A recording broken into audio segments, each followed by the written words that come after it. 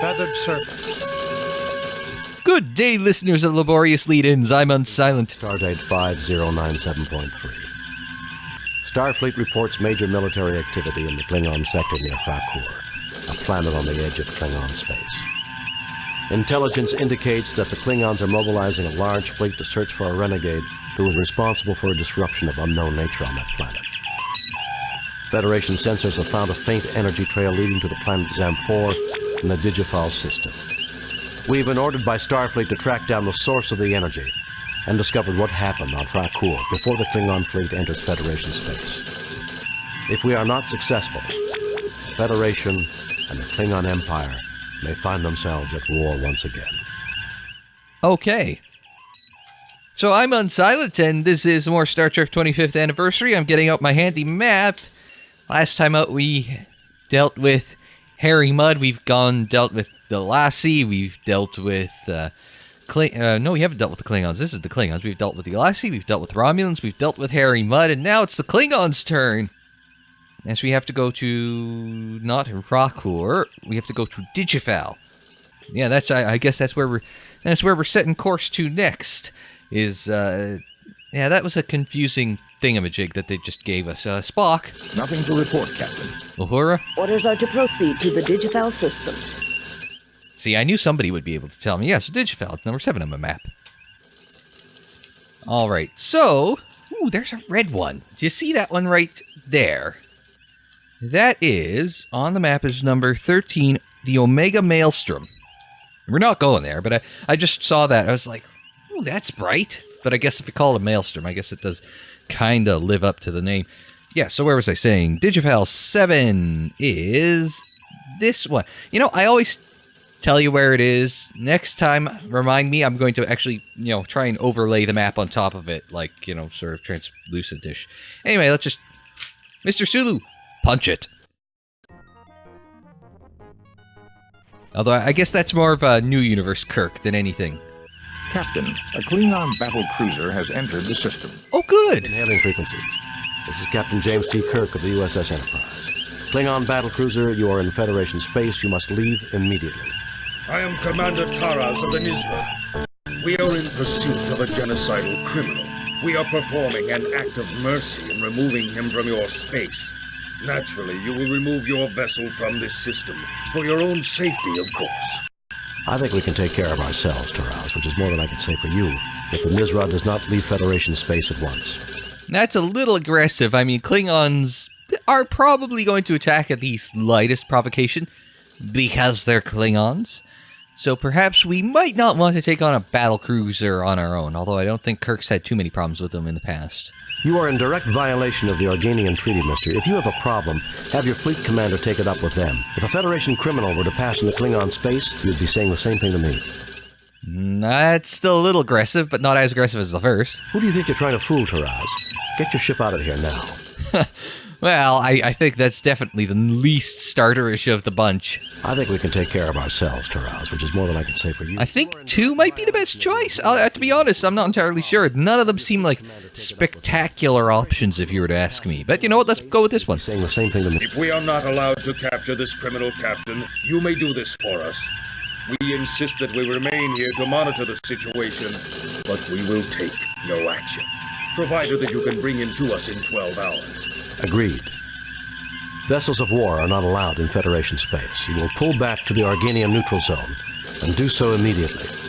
Agreed. Okay, I think a simple agreed is a little understated, but I'm sure this was Bill Shatner's favorite line of the entire recording. So, oh, there he goes. Never mind. He's sticking around, too.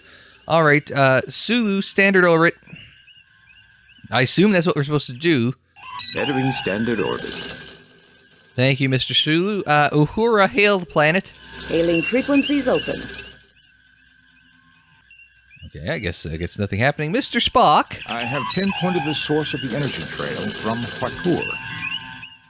Great. Should I just beam down at this point? I don't think there's much else for us to do here. But if you look at the radar, there is a Klingon. There's a blip, a Klingon ship, just off to the starboard. Oh, now he's off to port. Oh, I think he's circling the planet as well, maybe. Anyway, let's beam down there. Have McCoy meet us in the transporter room. Assemble a landing party. Unless we find this so-called criminal, we're going to war. It's getting serious now. Mr. Kyle, we're off to save the Federation. Bye. The hell are you?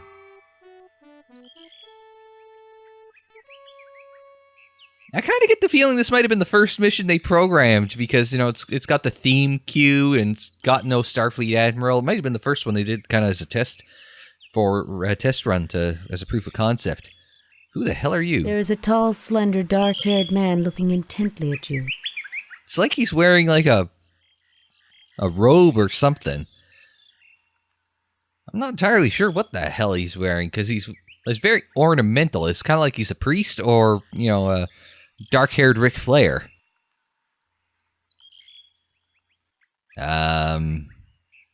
Let's see. This is Kirk, obviously. You are James Tiberius. Yeah, shut up. Who's our red shirt this week? Lieutenant Stragey is carefully eyeing the humanoid. Stragey, all right. And Bones? McCoy is fidgeting around. And Spock is analyzing the surroundings. All right, what do you boys think? The humanoid's adornments appear similar to those worn by leaders of Earth's early 20th century inhabitants of the South American continent. What do you know about Earth culture? He looks like an ancient Aztec.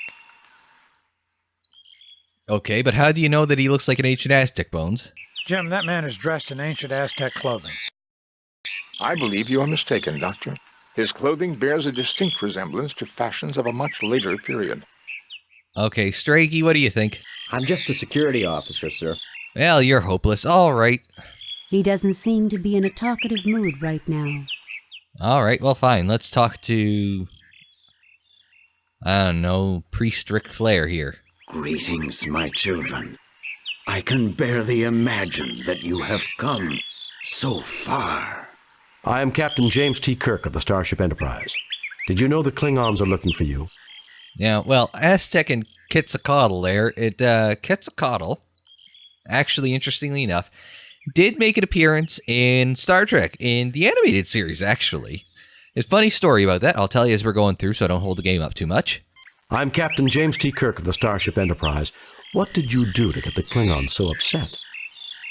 We're not your children, and we don't appreciate this wild goose chase you forced us into.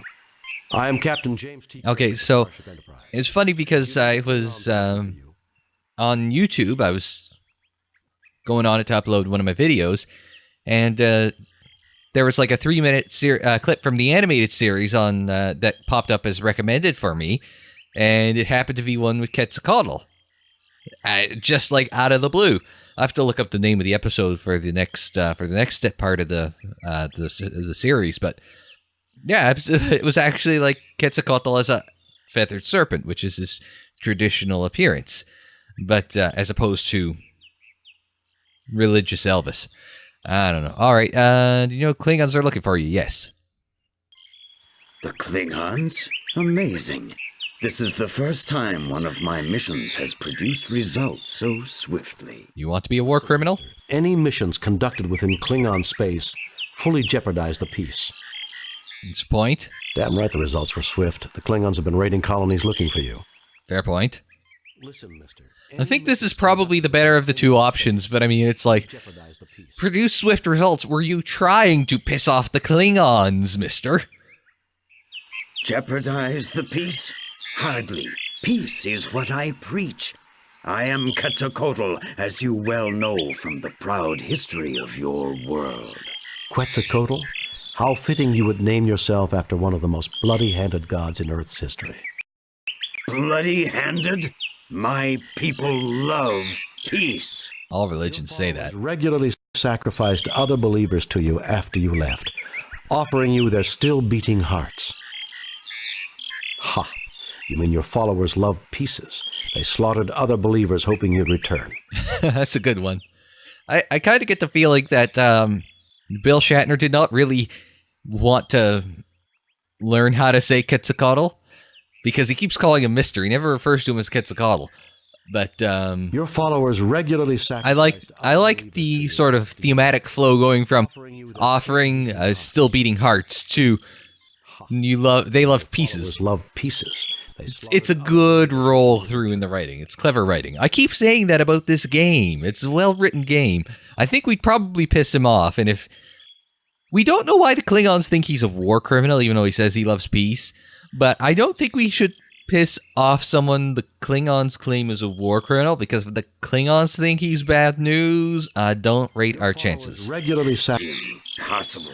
You must be lying. And we still pissed him off. And then your followers were destroyed, because when white men arrived on that continent, they were believed to be you in your promised return.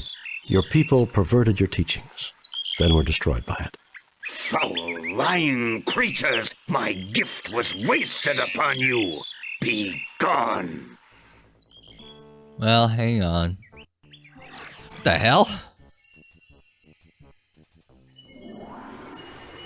What the hell? Clearly are not the inheritors of the noble Aztec world. What you have said has greatly disturbed me. You should not lie so. You shall remain here until you have learned the error of angering Quetzalcoatl. So he's Aztec Elvis crossed with Obi-Wan Kenobi now? What the actual shit? Alright, so, where the hell are we? You are in a deep pit. It is a long, hard climb to the top. It's a long way to the top if you want to rock and roll. Yeah, I had to deal with it. Alright, so, can we just, grab the rope? Or Vine? I will not support you. Well, Vine doesn't support anything anymore. Oh, topical reference. Okay, it's months old. Almost topical. Alright. So the vine won't support us. There are vines up here. There are several loose vines hanging over the side of the pit out of reach. This is one of them. Out of reach is a matter of perspective, computer. Blast it. It is logical that an entity that professes to teach peace would render our phasers inoperative. Well, it was worth a shot. Okay, so, options, gentlemen. Those vines would be useful to escape if we could reach them. Alright, Bones? Do I look like Houdini to you? I'm afraid you're going to have to pull the rabbit out of the hat on this one. Thanks, Bones. Stragey? No enemies in sight, but supplies could be a problem if we don't get out. You're a lot of help. Alright, Snake! You get no response. Well, it was... Oh, I don't think I hit the snake. You get no response. Still didn't get response from the snake. This particular snake doesn't seem to like your company and moves whenever you get near it. Can we pet the snake? Like, Oh, he ran in his hole. He ran in his hole. Can we grab this? What can we grab from the hole? You fail to obtain anything. It's a hole. There is a tiny hole in the wall at this point. Certainly no human could crawl through here. And here's the problem when you record things out of order. I don't know if I've already done the bit with the tiny hole in Final Fantasy IX yet or not. I don't think so. I think that's next week. So I don't think I can make any reference to that without it seeming out of sequence, though that's assuming that you guys watch everything as I upload them, so... This moss is covered with a very sticky substance. Okay, can we grab any of the moss? You fail to obtain... Okay. Well, there's a light. There is a light suspended from above by a chain. Can we reach the chain? There is nothing at the moment for me to do. There is nothing at the moment. No, we can't reach the chain. It was probably just the same, because we will never break the chain. He doesn't seem to be in a talkative mood right now. Jim is not a talkative sort. Alright, what have we got around here that we can use? There's a giant boulder there. Spock is carefully examining the pit. Oh, and now we're calling it a pit. Oh, I still haven't learned the name, the words to the damn pit song from Parks and Rec. Vines, foliage. You look but see nothing of note. There's a pair of glowing eyes up there. Feral red eyes glare out of the dark at you. Great. So once we get out of the pit, we're going to get murdered. Awesome balls. Let's go. All right. There's no footholds or anything. Lieutenant Strachey is carefully examining the pit. Is Bones examining the pit too? McCoy is examining the floor of the pit. Is there anything on the floor of the pit besides my friend the snake? This particular snake doesn't seem to like your company. I feel as though we're pixel hunting right now. Ooh, no, that's the vine. Yeah, it's like planet scanning in not Final Fantasy, Mass Effect 2. Planet scanning in Mass Effect 2, remember that? No, was I the only one that kind of just went view, view, view, view, view, like that when I planet scanned to make sure I got everything? Oh, wait. Lieutenant Strachey is... That's just Strachey again. There's the whole... There are rocks here, quite suitable for picking up and throwing. Yeah, sure, what the hell? Let's grab some rocks. You pick up some rocks from the pile. Now, can I use the rocks to loosen the vine?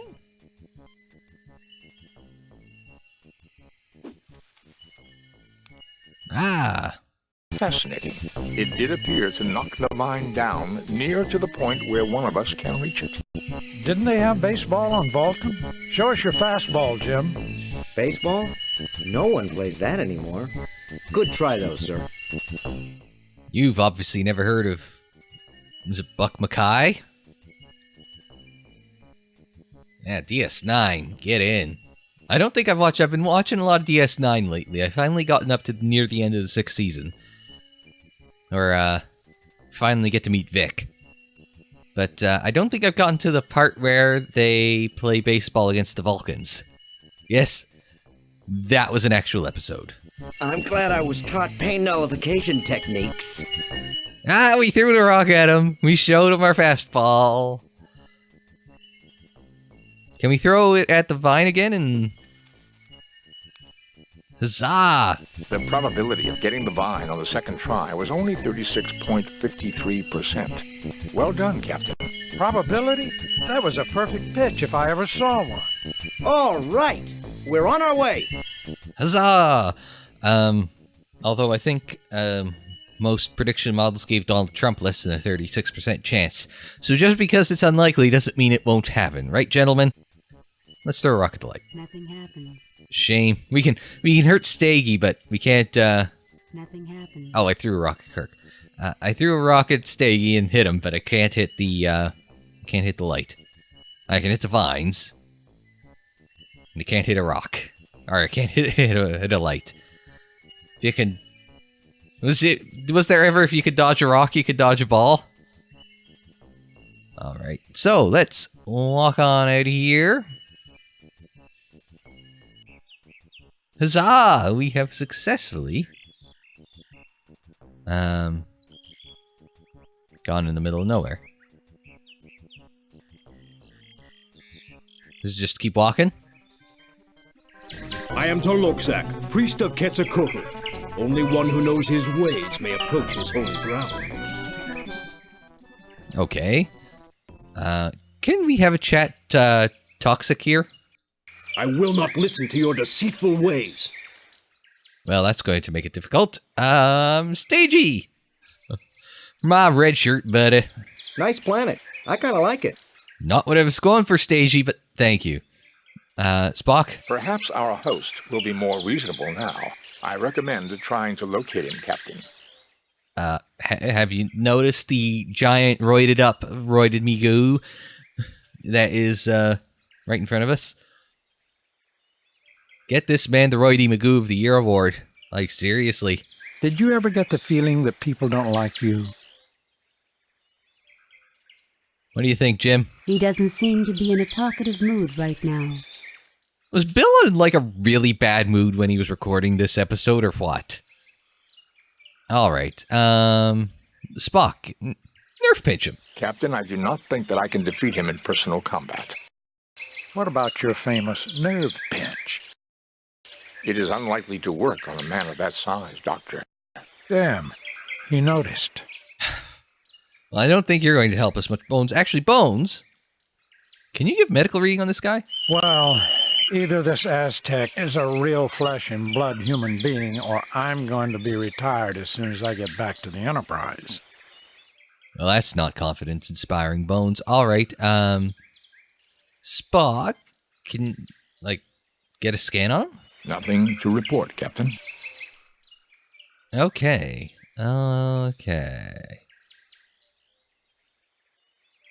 Nothing to Oops, report. no, I'd want to use Stagey here. All right. Time for some action. Let me show you how we did it at the Academy. Captain, do you realize how big this guy is? Stagey is quickly ascending his way up to being near the top of my favorite red shirts. Almost as good as Everett's. Almost as good as Everett's. All right, Jim. It's time to do it to it. Grammar, that is. There is nothing at the moment for me to do there. Oh, screw it. Blast him with a phaser. Still inoperative, Captain. Thanks, Spock.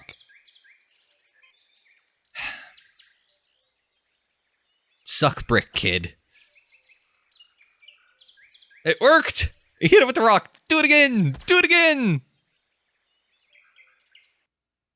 Chalaksak falls to the ground unconscious. He dropped the knife, Jim. Grab the knife, Bones. You fail to obtain anything. You pick up the What's beautiful- the line from Attack of the Clones? Aggressive negotiations? Jesus. Well, hey, at least half the Star Wars movies we have are good. Yeah, even if you include the animated Clone Wars TV show that George decided would make a good movie. Oh, I guess we're going this way. Oh, there we go. That way we're going. All right, what have we got? Mushrooms. Below this rock is a large growth of mushrooms. And, A large fern fans the pathway. that's nice. Haven't we already had ferns in this game already? Familiar glowing spheres light the path. I guess they're familiar from over there, but... Familiar glowing spheres. Okay. McCoy doesn't want to... So I guess don't bother talking to... It's getting a little cool out here. Keep warm. I don't want a bunch of sick crewmen when we get back to the ship. If we ever do get back to the ship. Well, thanks, Bones. He doesn't seem to be in a... Still not wanting to talk, Jim. Fascinating. The trees are able to grow very close together in this forest, Captain. Meaning? Does every planet-side mission have this much adventure, Captain? Mind you, I can't say Mr. Quetzalcoatl is making a very good impression on me. Nor is he with me. Spock, can you give me a scan of the shrooms? Trauzakian mushrooms. Their spores are highly toxic and are released if they are disturbed. Okay, so toxic's not good. Psychedelic is good. Toxic, not good. All right, let's move on. I'm assuming we're going northwards. Onwards and upwards, gentlemen. Oh my.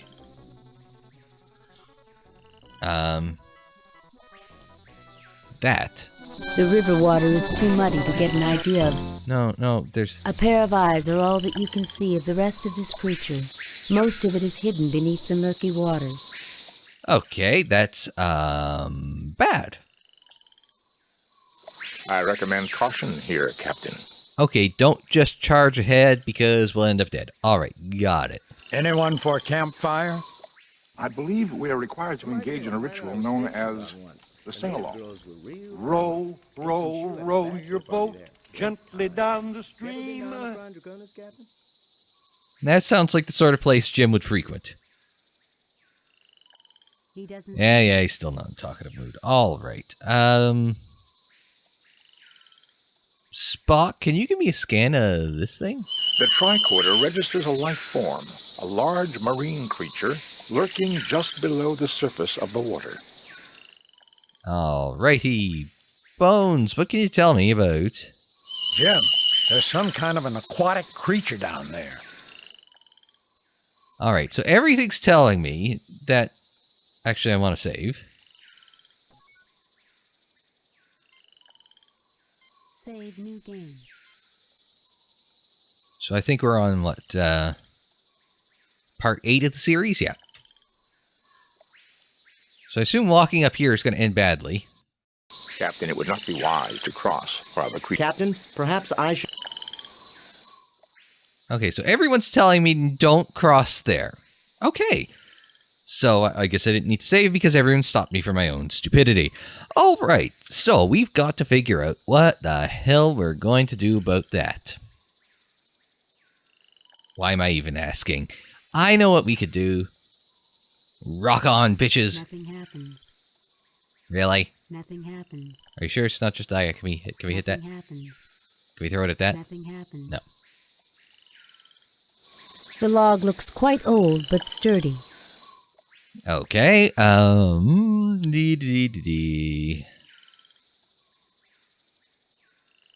Murky water. Can we go over this? No, we gotta cross over the log. Mr. Spock is looking ahead to a cave. No. Dr. McCoy is looking at the big creature in the water. Yeah, I kind of get the feeling that's what we should be looking at. Captain Kirk is looking at the big creature in the water. And what's Stagey here? Lieutenant Stragey is looking at the big creature in the water. I'll get his name right once. The log looks That's quite the old. log. There seems to be a lit cave beyond the log. Okay, so we know everything that we've got, but we don't have... Oh, can we throw the knife at him? Due to the small size of the knife, I doubt it would harm such a large creature. Well, all right. Do we have this back? Still inoperative, Captain. It's getting annoying, Spock. Fix it. I'm out of options here. Unless I start going pixel hunting, but it's going to be very difficult considering everything lights up this, everything lights up like it's red. When it's red, there's something like that it can see that it could talk about in specific. Whereas if you go up to here and it's dark, like a black outline on the eye and the arrow, then there's nothing to talk about. See, there's something to talk about? Nothing. It's a fern again. It has a rather thick stem and prickly leaves. I was going to say, the fern is back from the last part, but that's about the only thing I haven't, looked at. Spock, the shrooms were toxic. What about the fern? It appears that the leaves are slightly toxic. I would not recommend touching it for an extended amount of time, Captain. Can we pick that up and throw it at it? The plant is tough. You will need something sharp to cut it. Obviously, we're heading in the right direction if it's giving me this sort of detailed information. All right, let's...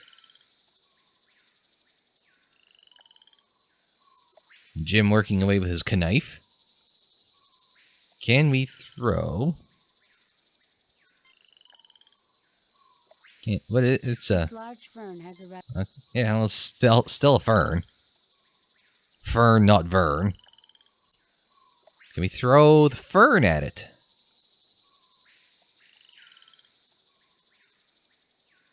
It would appear that the plant secretes a chemical that is a natural repellent to the creature. It has retreated far downstream, Captain. All right, let's go. Everyone run across.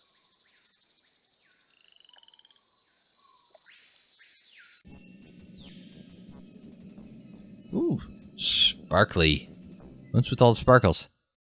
Darkness leading into the unknown. Oh, there's some eyes. Saw the eyes. What's the red thing? It is a large cluster of crystals. Can we grab the You will need something to...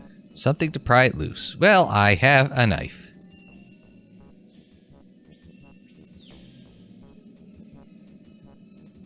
Actually, why did I... Oh. You have one dilithium crystal in raw form. It kind of worries me that they've given me the option to have dilithium crystals there, because that usually means we're about to run into some serious engine trouble. They appear to be ordinary rocks. Spock's tricorder might say otherwise. Okay, what does Spock's tricorder say about the rocks? Fascinating. These rocks are limestone, but contain an unusually high content of heavy metals. There are dilithium crystals here, but in a very raw form. Now, dilithium crystals are what helps power the engine, or focuses the energy of the engines, or the antimatter reactor, or whatever the hell you want to call it in Star Trek original series. It's certainly a lot less fancy looking than in this version than it was in, like, the, I guess, subsequent movies and TNG and DS9 and blah-de-blah-de-blah, where the warp core was this big multi-story blue glowy thing. They were on a budget in the 70s, or 60s rather. They were on a budget in the 60s, so they couldn't do something like that. Anyone have any input? I've lost any appetite I may have had for squid, Jim. Thanks, Bones. I would suggest we continue on, Captain. It would not be logical to endanger ourselves by remaining here. Now, how big was that squid? You think it could grab us from in here? Reminds me of some spelunking I did on Hades 4. Ever do any climbing, Captain? Have you ever made it up the face of Half Dome, Lieutenant? If we ever get back to Earth, 100 credits says I'll beat you. Captains and security officers, they don't realize how fragile the human body can be. Sure we do. That's the challenge. Don't worry, Spock will be nearby with a pair of rocket boots. And they let Bill Shatner direct that movie. My goodness. I watched as you worked through the problems I set in your path. You are a valiant, intelligent species. We solved all our problems with rocks. We have much to discuss. Red Shirt has to hang out in the doorway. I've had it up to here, with so-called superior beings terrorizing my crew because we're so primitive. Maybe you should see how primitive you are before you go around testing others. I don't want to get teleported back to the pit, so let's not do that one. One thing first. If you're so peaceful, how come the Aztecs were so violent and aggressive? Maybe not. Yes, I guess we do. Go on. That's a lame answer. I guess 2's the best halfway answer? How come I tried to teach them the concept of self-sacrifice. It would appear they did not completely understand my teachings. Well, they got sacrifice right. Not the liars I thought you to be. Were you telling me the truth about my disciples? That they became ruthless savages? The Federation is not in the business of lying, mister. Can't say Quetzalcoatl will save your life, Bill. Absolutely. Your best intentions were changed by the imperfect humans that you left in charge after you departed. Such is the way of our race, I'm afraid. You messed up in a big way. Perhaps you should try following the Prime Directive. It changed our lives. I don't think he's too into Prime Directives. The Prime Directive is basically non-interference. Not allowed to do anything to alter the course of a species.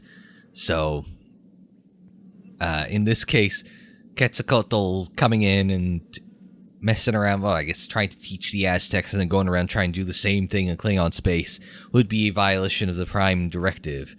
Of course, you know, not supposed to change from how it normally developed, but I guess there are exceptions. I think that they go into that in the second rebooted Star Trek movie, Into Darkness. The Federation is not in the... Absolutely. I think second choice is probably the best one. I sense truth in this. Perhaps this is what happened to my children on the Klingon world of Rakur, which would explain why they are searching for me. I have clearly abused the power that was given me long ago. You show great wisdom, sir, but your statement implies that you wish to change your condition. Indeed. If my mission of peace was overthrown, then I am no longer worthy of my power. Tell me, has your species made progress in the medical arts? Does a bear shit in the woods? Advanced starfaring race. What do you think? That we wouldn't have made progress in medicine? Well, he's right. With Dr. McCoy, I sometimes wonder, but yes, I would say we have made considerable advances. Poor Bones. Yes, why do you ask? Well, 2, I think. 2's a good number for us today. Then I shall ask to make use of your advances. At the top of my spine is a gland not found in your species. This is the seat of my power.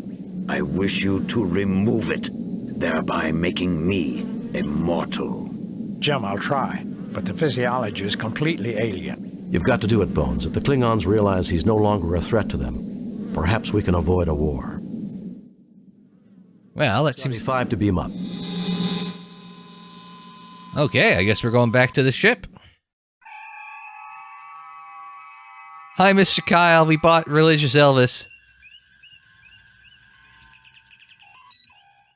And before we get kicked off onto the second part of our adventure, let's end this video. That's all the time we have for this week.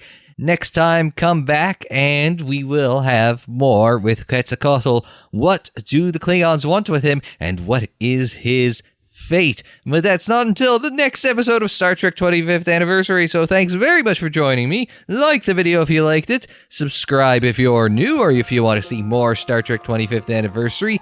We also have Final Fantasy IX, Grand Prix 2 right now, and the Formula 1 Drive-Thru podcast. Share the video on social media, follow me on social media. Social media handle is Unsilent On Air, and that's on Twitter, Facebook, Instagram, and Tumblr. And until next time, I'm Unsilent. Thanks very much for joining me. Like, share, subscribe, and we will see you next time.